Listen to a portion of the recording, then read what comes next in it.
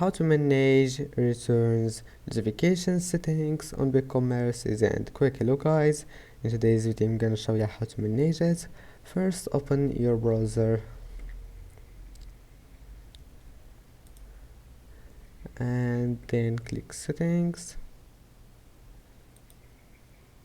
and now once you're here, all you need to do, just scroll down until you find this one, returns,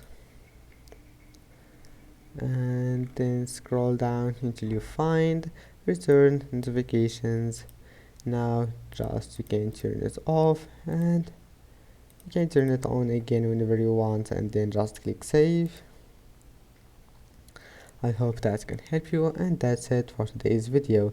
If you like this video, please don't forget to like and don't forget to subscribe, and thank you for watching this video until the end, and see you in the next video.